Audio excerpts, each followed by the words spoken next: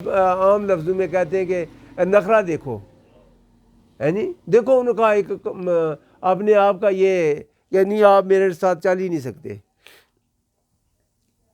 تو واقعی ایسے ہوا، ایک جگہ پہ گئے، وہ اپنے 2 غلاموں کو ساتھ لے کر چلے گئے۔ جب حکم کے اور نبی کیا ہوتا ہے، جو اللہ تبارک تعالیٰ کے ہر حکم کی پابندی کرنے والا اور اپنی مخلوق، اللہ کی مخلوق تک وہ پیغام پہنچانے والے کو نبی کہتے ہیں۔ نبی وہ ہوتا ہے جو خبر رکھنے والا اور خبر لانے والا اور خبر دینے والا، نبی کی ترجمہ یہ ہے۔ تو وہ ایسے ہوا، تو وہاں جا کر اس حدود سے آگے نکل گئے، تو حضرت موسیٰ علیہ السلام نے فرمایا کہ اے میرے غلاموں، وہ لے آؤ مچھلی کا کواب لے آؤ جو کھانا کھا لیتے ہیں۔ تو اس وقت وہ ان کا ایک غلام بولا، تو انہوں نے کہا حضرت جی وہ تو جب دریا میں جہاں وضو کیا تھا، وہ تو اس میں وہ چھلانگ لگا گئی، وہ نیچے چلی گئی تھی دریا میں۔ تو حضرت موسیٰ علیہ السلام نے فرمایا ہم نے تو وہیں پہ تو جانا تھا، وہ تو دریا میں چلی گئی تھی، دریا میں ایسے ایک سوراخ جا بن گیا تھا اس پانی میں۔ انہوں نے کہا ہم نے تو وہیں جانا تھا۔ پھر دو مسافتیں طے کی تو پیچھے آئے، پھر دیکھا وہی ابھی تک وہ نشان موجود تھا، اس سے آگے نکلے۔ یہ آپ کو یقین آ سکتا ہے؟ اسے طریقت کہتے ہیں۔ کرامت کسے کہتے ہیں؟ جو عقل میں سما نہ سکے۔ یہ قرآن کریم پڑھ رہا ہوں، میں سنا رہا ہوں کہ یہ وہاں گئے تو دیکھا، وہاں سے حضرت خضر علیہ السلام کے ساتھ وہ آگے نکلے، تو حضرت خضر علیہ السلام سے ملاقات ہوئی۔ جب آگے نکلے تو ایک دریا آ گیا، دریا میں دونوں بزرگ اللہ کے مقرب حضرت موسیٰ علیہ السلام اور حضرت خضر علیہ السلام دونوں ایک کشتی والے کو کہا کہ ہمیں اس دریا سے پار لگا دینا۔ پتہ نہیں وہ کون سا دریا، آپ کیسے سمجھے کس دریا کی بات کر رہے ہیں؟ پتہ نہیں وہ کون سا بحر تھا، وہ یہ تو اللہ جانے اور اللہ کا رسول جانے، مگر جب ہمیں قرآن کریم جو پڑھا ہے وہ تو میں وہ بیان کر رہا ہوں۔ تو جب کشتی تند و تیز لہروں میں گئی، بحر میں گئی، تو خضر علیہ السلام نے کیا کیا؟ کشتی توڑ ڈالی۔ نبی ہو تو جو کام ایسا ہو تو بولیں، نہ بولیں، خاموش رہیں، یہ تو ہو سکتا ہی نہیں ہے نا، کوئی نبی کا کام ہی ہے اصلاح کرنا۔ تو انہوں نے کہا کہ یہ اس نے ہمارے ساتھ مزدوری بھی کوئی نہیں لی، تو آپ نے اس کی کشتی توڑ ڈالی ہے۔ تو حضرت خضر علیہ السلام میں نے کہا تھا نا، حضرت موسیٰ علیہ السلام میں نے کہا تھا نا آپ میرے ساتھ نہیں چل سکتے۔ اب کہنے لگے اب نہیں کروں گا، اب جو چاہے کرو، میں آپ کا جیسے بھی ہے جو کریں گے، میں نکتہ چینی نہیں کروں گا۔ اس سے کیا پتہ چلا؟ جو اپنا مرید مرشد پکڑتے ہیں، وہ اپنا ہاتھ اس کے ہاتھ میں دے دیا، اپنا اختیار چھوڑیں، اس کے اختیار پہ چلیں، اس کو طریقت کہتے ہیں۔ پیر کے ہاتھ میں ہاتھ دے دیا، پھر پیر اپنی مرضی چھوڑیں، پیر کی مرضی پہ چلیں۔ اپنی مرضی کرنے کے بعد پیر کو بتانا میں نے آیا کیا تو یہ ہو گیا، یہ کیا بات ہوئی بھائی؟ کرنے کے بعد آپ بتا رہے ہو کہ میں نے یہ کام کیا تو یہ ہو گیا، پہلے اس سے پوچھنا تھا۔ یہ پیر کو کہتے رہنما کو، پیر کے لفظ سے ہمیں چڑ ہے، وہ پیر کہتے کسے ہیں جی؟ وہ پیروں کو تو ہم نہیں مانتے، پیر استاد کو کہتے ہیں، رہنما کو کہتے ہیں۔ پیر کے لفظ سے نفرت نہ کریں، اس کی معنی سمجھ لیں کہ اس کی مطلب اس کا یہ ہے کہ استاد کو پیر کہتے ہیں، رہنما کو پیر کہتے ہیں۔ فارسی میں پیر بوڑھے کو کہتے ہیں، بوڑھا بھی رہنما ہوتا ہے کہ اس نے تجربہ ہوتا ہے، اس نے زندگی بسر کی ہوتی ہے۔ آگے گئے، دریا کے کنارے کنارے دونوں چل پڑے، تو ایک دیکھا کہ بچہ کھیل رہا تھا، تو آپ نے اس بچے کی قریب سے گزرنے کی، حضرت خضر علیہ السلام نے جب پاس گزرے تو انہوں نے ایک ہی عصا مارا، تو اس کی گردن بھی مروڑ ڈالی، تو مار ڈالا۔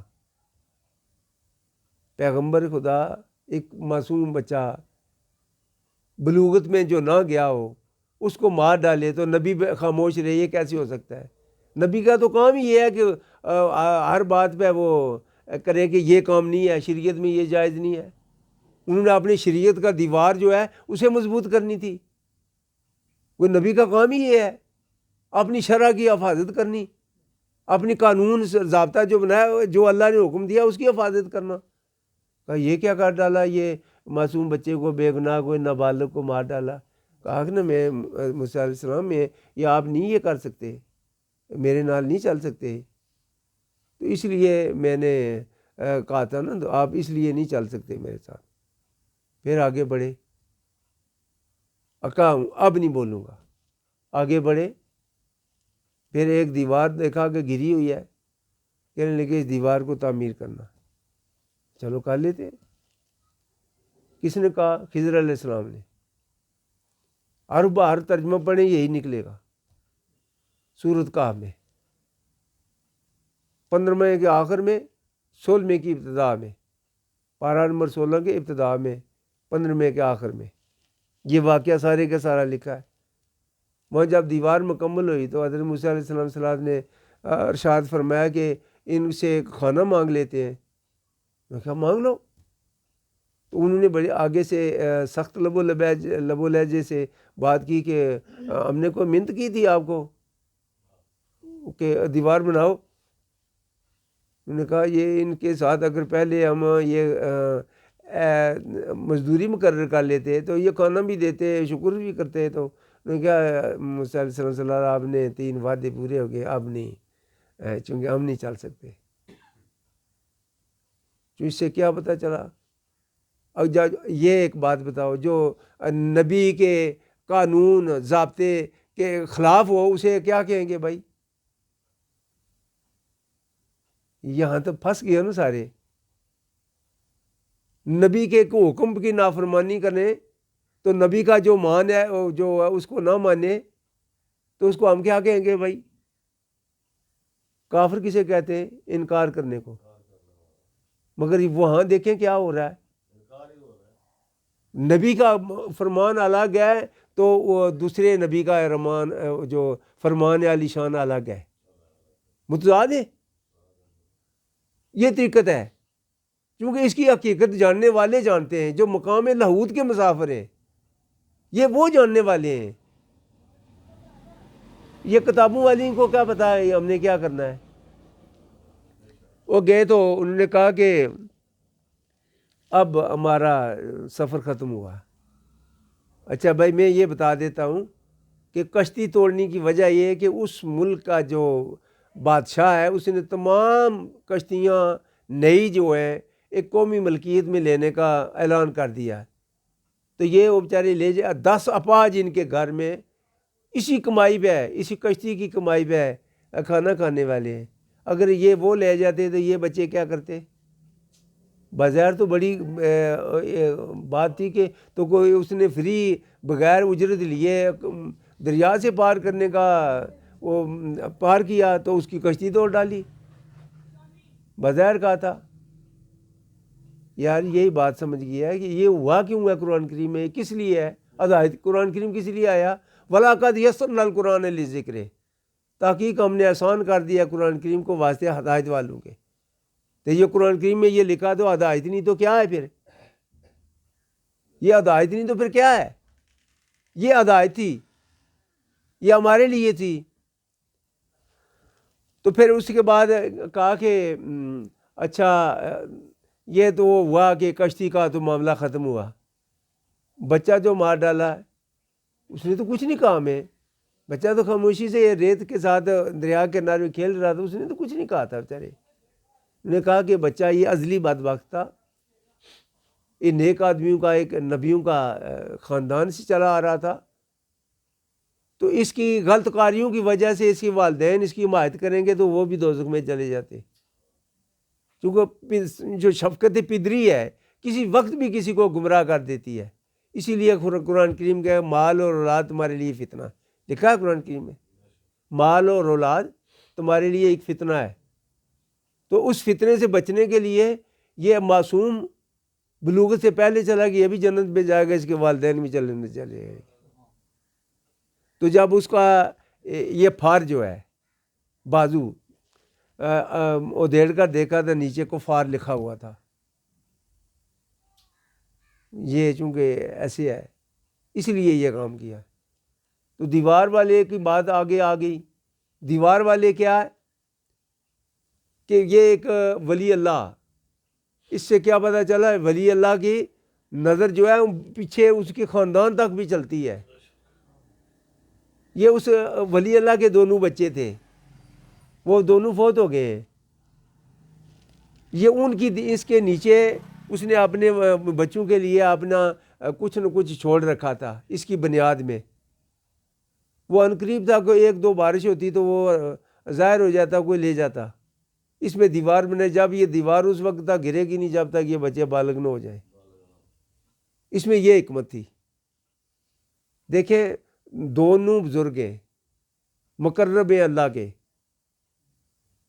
مگر یہ دیکھیں ایک دفعہ تو یہ آتا ہے نا کہ نبی کا کوئی بھی نافرمانی کرنے والا تو مجرم ہوتا ہے، مگر یہ دیکھیں اللہ نے خود کہا جاؤ اس کے پاس. جب اس کے پاس گئے تو یہ کہ میں ذکر قرآن کر رہا ہوں، اس کے پاس گئے تو نکلا کہ یہ طریقت ہے. جی یہ جو ایسے ہے کہ وہاں جانا تو اللہ تو جہاں بھی ہے اللہ تو موجود ہے. اگر یہاں اللہ موجود ہے ہر جگہ کوئی شک نہیں ہے، پھر یار خانہ کعبے جانے کی کیا ضرورت ہے؟ یہ فرض کر دیا. جو فرض ہے جس پہ صاحب جائیداد ہو تو اس کے لیے فرض ہے. یہ یا گھر میں تھا خدا نہ تھا. یہ طریقت ہے. اسی لیے اللہ تبارک تعالیٰ نے جو عبادت ہمیں رکن دیے سارے اختیاری ہیں. ہر چیز اختیاری ہے، پر دل اور سانس اپنے اسی وجود کے دو حصے ایسے ہیں جو اختیار میں نہیں ہیں، جو اس کے اختیار میں. ہم نے کیا کرنا؟ عبادت کو اس کے ساتھ منسلک کرنا ہے، اس امر کو پیش کر دینا ہے مرنے سے پہلے. یعنی موتو قبل انتا موتو. وہ مرسے تو مرسے نا، مرنے تو پہلے مار، اس کی خدمت میں پیش ہو جا. یہ دونوں چیزیں بند ہو جانے کے ساتھ دونوں بندہ مر جاتا ہے، زندگی کا آخری سانس ہو جاتا ہے. یہ ان کے ساتھ جب عبادت منسلک ہوگی تو زندگی کا آخری سانس بھی اللہ کے ذکر سے ہی جائے گا. تو پھر اس کے لیے کیا ہے؟ پھر نہ اس دنیا میں اسے کوئی تنگی ہے نہ قیامت سے کوئی تنگی ہے. کہ اسے کیا کہتے ہیں؟ اولیاء اللہ، اللہ کے دوست. الا ان اولیاء اللہ لا خوف علیہم ولا هم یحزنون. ان کو کوئی غم خطرہ، کوئی ڈر نہیں ہے، کوئی کسی قسم کا کوئی ڈر نہیں ہے، کوئی خطرہ نہیں ہے. تو یار ہم یہ دیکھیں اس بات کو کہ طرح طرح کی نکتہ چینی کرنی. علم 10 15 20 سال کے لڑکے ٹوپی نیلی پیلی پہن لینی تو دین کی تبلیغ شروع کر دینی، پتہ کسی بات کا ہی نہیں ہے. تو پہلی بات ہے کہ اس راہ طریقت کا جو مسافر ہے اسے پہلے اس بات سے اشناس ہونا چاہیے، پھر اس کام میں جائے. پیر ہونے میں کوئی بات نہیں ہے، پیر ہو جائے، مگر میں یہ چاہتا ہوں، اور اللہ تبارک تعالیٰ کا رول قانون ہے، پیر کہتے ہیں رہنما کو. رہنما وہ ہونا چاہیے جو شناس ہو، جو جانتا ہو اس سفر کا مسافر ہو. تو اس سفر کا اس کے تو پتہ ہی نہیں ہے میں نے جانا کہاں ہے، تو پھر اسے پیر کیا مانے؟ ہم کہتے ہیں کہ وہ جو پیر صاحب ہیں، تو پیر کا ولی اللہ ہونا ضروری ہے، اللہ کا دوست ہو، اللہ کی ہر ادا کو، ہر حکم کو مان لینے والا ہو، شریعت کا، نبی پاک صلی اللہ علیہ وسلم کی غلامی کا جو اس کے گلے میں ہار ہو کہ میں شریعت کی پابندی ملازمت ہو، یہ شریعت کا پابند ہو، ملازم ہو، غلام بن جائے نبی کا، نبی کے ہر حکم پہ سر تسلیم خم ہو جائے. تو جب ایسے ہوگا تو اس تیسری چیز کو، شریعت کی اس پابندی سے جو میسر آئے گا اسے طریقت کہتے ہیں. میسر کا آئے گا. یہ عبادت جو ہے سانس والی، یہ اختیاری نہیں ہے، یہ جبری ہے. سانس تو ویسے نہیں بند ہوتا. اس میں جو اس کے ساتھ اللہ کا ذکر جاری رکھے گا تو گویا کہ اس نے تمام دنیا کی ہر خواہشات کو مٹا دیا، گویا کہ مر گیا۔ جیسے مرے ہوئے بندے پہ نہ چوری ڈاکہ کسی بے حیائی برائی سے اس کا کوئی الزام اس پہ نہیں لگے گا۔ اگر اس پہ کوئی الزام نہیں لگے گا گویا کہ وہ مار ہی گیا ہے۔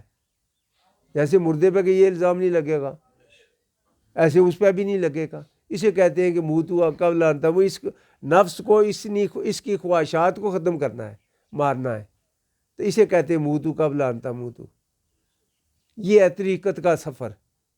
آگے انشاءاللہ آگے معرفت کی طرف چلیں گے، آہستہ آہستہ بڑھیں گے، اور قرآن اور حدیث کی عین روشنی کے مطابق ہم ایسی ولایت کو ہم نہیں مانتے جو شریعت کا تابع شریعت نہ ہو، جس کا کوئی قرآن حدیث سے نسبت نہ ہو۔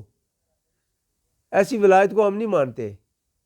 چوگے لٹیں تو یا اس کو کسی لباس کو ہم نہیں مانتے کہ لباس ایسے کا رکھ لیں تو نیلا چوگا پہن لیں، چرس بھی پی رہے ہیں، تمباکو بھی چھک رہے ہیں، سارے کام بھی کر رہے ہیں، نفس پرستی بھی چل رہی ہے، تو ہم پیر بھی ہیں۔ پھر یہ میرے آقا حضور نے کہیں کافی سفر میں نے گزارا